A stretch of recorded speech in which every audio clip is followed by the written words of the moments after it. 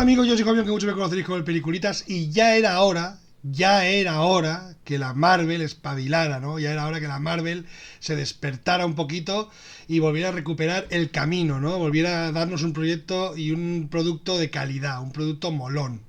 Producto que nos recuerde a aquellos maravillosos tiempos de pelis que te ponían a tope en el cine como 2019, ¿no? O sea, fantástico año de Avengers Endgame, ¿vale? He hablado en muchos vídeos ya de las pelis de Marvel que no me han gustado, ¿vale? Que todas me parecían intentos fallidos de volver a lo de antes. Y esta película, que se titula Thunderbolts, que es la peli de la que vamos a hablar hoy, es un soplo de aire fresco que al mismo tiempo es volver atrás y volver a empezar algo realmente con un camino, ¿no? Se ve que hay una línea que seguir y me gusta además la línea porque me recuerda a viejos tiempos. Así que nada, vamos a ver unas imágenes y hablamos sobre Thunderbolts. Todos hemos hecho cosas malas. No se puede huir del pasado. Tienes la cabeza en otra parte. Puedes hacer algo para remediarlo. O vivir con ello. Podría complicarse. No me jodas. Thunderbolts está dirigida por Jack Schreier. Jack Schreier debuta en el año 2012 con una película súper interesante, súper molona, súper emocionante también. Ojo, que la vais a llorar, que yo lo sé. Que se titula Un amigo para Frank, una película protagonizada por Frank Langella y un robotito que se hace amigo suyo. Bueno, una película de ciencia ficción muy emocionante, os lo digo, de lágrima. Película ganadora del premio del público del Festival de Sitges. En 2015 dirige Ciudades de Papel, película de que yo no conozco nada, que sé que sale Cara Delevingne. Y luego sí que ha dirigido capítulos de Star Wars, Tripulación Perdida, de Kaiding, la serie de Jim Carrey, de Beef, Bronca, la serie que lo petó hace unos meses, hace un año y pico en Netflix. O sea, un tío curtido en televisión y curtido en proyectos bastante bien escritos, ¿no? Con unos guiones bastante chulos. De hecho, tanto Eric Pearson como Joanna Calo, los guionistas de Thunderbolts, también han trabajado en proyectos, pues, en series de Star Wars, en proyectos de Marvel como Black Widow, han escrito también en Beef, en Bronca, o sea, que saben de lo que hablan, ¿no?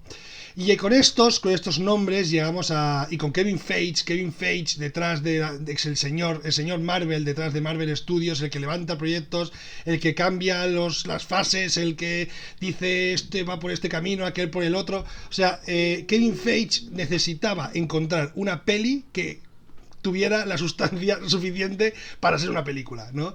Y esta Thunderbolts me parece que tiene el equilibrio perfecto entre la peli de Marvel de siempre y buena peli, ¿no? Como Guardianes de la Galaxia, ¿no? Esta película me recuerda a Guardianes de la Galaxia, la forma en cómo, ya hablaremos sobre ello, de conformar el equipo, la misión, el camino que la une a lo de siempre de Marvel y al mismo tiempo lo separa y crea algo autónomo que funciona muy bien, ¿no? Bueno, vamos a entrar ya en la peli. La peli nos habla sobre un grupo de secundones, ¿no? Que no son los principales de la Marvel, sino que son los secundones, ¿no? O sea, por ejemplo, sale Florence Pugh, que es la que se carga todo el peso de la peli, realmente es como la prota de la película, que interpretaba a la hermana de Scarlett Johansson en Black Widow. También sale David Harbour, que es el que hacía del padre de Scarlett Johansson y Florence Pugh en Black Widow. Sale Ghost, que salía en Ant-Man y la avispa. Sale el Capitán América Fake, que salía en Falcon y Soldado de Invierno. Sale Soldado de Invierno. O sea, salen personajes que ya conocemos de antes porque han sido segundones en otras películas, incluso han sido los villanos de otras películas, y que en esta película se tienen que unir y formar equipo contra un mal común interpretado por Julia Louis-Dreyfus, Elaine, la de Seinfeld, ¿vale? O sea, Valentina Alegre de Fontaine, creo que se llama, no me acuerdo, acaso que creo que ese es el nombre. Total, que tienen que unirse estos perdedores, realmente es un grupo de perdedores, de segundones, de ex villanos o villanos de segunda fila, tienen que unirse y formar un equipo de Avengers, o sea, una especie de superhéroes sin ser superhéroes, o sea, sino que son por un bien común, ¿vale? Para salvar al mundo también principalmente. Total. Lo que más impacta de esta peli, más allá de ser lo de Marvel de siempre, porque aunque la película sea muy buena, porque realmente la película es muy buena y funciona muy bien como peli de superhéroes, se acerca más al universo Guardianes de la Galaxia que al universo, al menos en mi opinión, Ant-Man, que me parece la saga más floja de todo el UCM, ¿vale? conforman un equipo muy chulo, pero que además tienen sus propios traumas. Porque esta película, al contrario que la Marvel de siempre, que la Marvel de Iron Man, que la Marvel de Thor, que la Marvel de Capitán América, que hablaban de defender al mundo, del poder y la responsabilidad de defender a la sociedad, de luchar por sobrevivir, que todo el mundo sobreviva y luchar contra males de otros planetas. Esta gente no. Realmente el propósito de esta gente es sobrevivir a esta misión y adiós muy buenas. O sea, y todos tienen sus mierdas. Lo que tienen estos personajes es una visión del mundo mucho más negativa que la que tenían los otros personajes. Esto es como la cara B o el lado oscuro, que si veis la película entenderéis este chiste que acabo de hacer, ¿no? Qué gran chiste acabo de hacer. Entenderéis esta referencia que acabo de hacer, ¿vale? Ellos son como la cara B de los principales, ¿vale? Y a eso juegan mucho durante la película, a que ellos no son los protas, pero son los protas de esta peli, pero no, ellos incluso se saben no ser protas del universo Vengadores, porque vivimos en un mundo, como está pasando en la Marvel desde hace ya muchas películas, en que vivimos en un mundo post-Vengadores, porque después de los hechos de Avengers Endgame, que parece mentira que aún tengamos que estar viviendo de eso, toda la gente que sobrevivió vive anclada y con ese recuerdo y con los hechos que los atan a lo que ocurrió en Vengadores Endgame, en lo que ocurrió en Vengadores de 2012. O sea, todo lo que ha ocurrido en el UCM está muy presente en todas las películas de después de Vengadores Endgame, y en esta película también, ¿vale? Pero en esta película, que la diferencia de las otras es que esta película, al iniciar un nuevo camino, al iniciar una nueva línea argumental, digamos, funciona bastante bien. Funciona bastante bien cómo unen lo viejo con lo nuevo, y cómo lo nuevo está lastrado por lo ocurrido antes, o sea, y cómo hace que las decisiones que estos personajes tomaron en el pasado les pesen en el presente. No sé si me estoy explicando, ¿vale? O sea, todo lo que ocurrió en la época buena, digámoslo así, le pesa a los personajes en el presente, ¿no? Porque ellos tomaron malas decisiones, fueron villanos, fueron el hermano malo de no sé quién, o sea, y todas esas decisiones y todo eso, esas malas acciones que tuvieron lugar en el pasado, les pesan, tienen remordimientos, tienen un lado más psicológico, y esta película tiene un punto hasta existencialista. No estamos hablando de Nietzsche, no estamos hablando de Kierkegaard, no estamos hablando de Kant, ¿vale? Es existencialismo a la Marvel, ¿vale? O sea, para todo el público, ¿no? Y eso lo hace bastante cercano, y además con unas reacciones bastante reales, ¿no? Eso es lo que más me gusta de la peli, es que son unos personajes que tienen la posibilidad de conseguir la redención, que viven anclados también en sus propios traumas, en sus propios errores del pasado, y que durante esta película van a tener la posibilidad de redimirse. Y eso me gusta, porque es un punto muy separado de lo que conocíamos de antes en el UCM, ¿no? El de salvar el mundo por salvar el mundo, ¿no? Porque son los héroes. Aquí no son los héroes, lo saben desde el principio, intentan sobrevivir, intentan acabar una misión, intentan vengarse incluso, e intentan redimirse de todos los pecados y de todas las cosas que han hecho mal antes.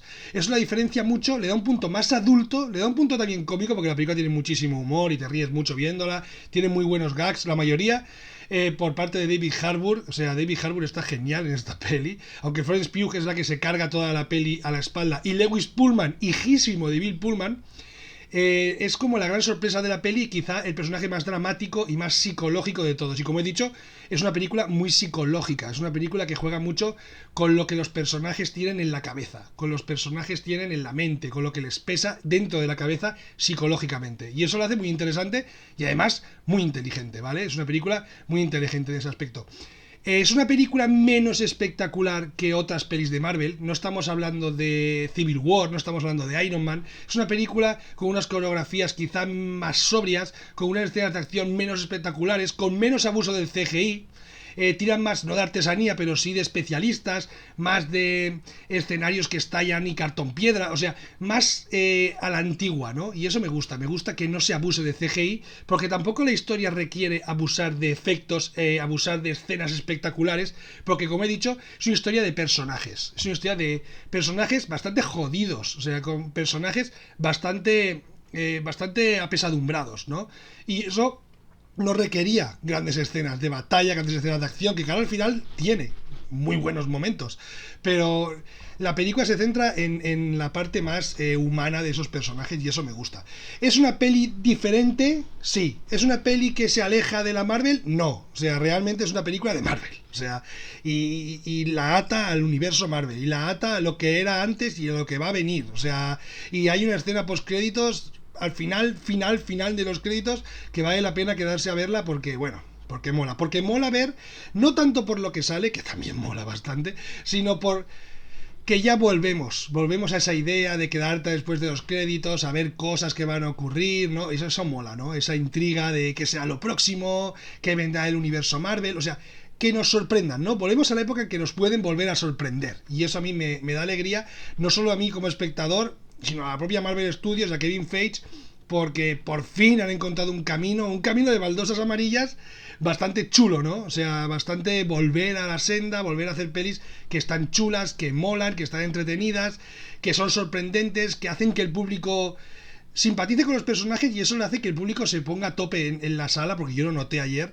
en el cine viéndola. O sea, es una película muy entretenida, es una película muy buena, o sea, es una película de superhéroes, como he dicho, le acerca más a James Gunn que a los rusos, ¿vale? O sea, y no estoy diciendo nada malo de los rusos, que hicieron muy buenas pelis para la Marvel, pero le acerca más a James Gunn, ¿no? Sin ser James Gunn tiene una personalidad tochísima, pero le acerca más a ese universo Guardianes de la Galaxia, y eso a mí me gusta porque Guardianes de la Galaxia diría que es mi saga favorita de la Marvel. Pues eso, que está en el cine, que es un peliculón que nos devuelve la Marvel de antes, que le he cascado 4 estrellas porque la verdad que, mira, porque hacía mucho tiempo que no le cascaba 4 estrellas a una peli de Marvel y me ha dado hasta morriña y emoción.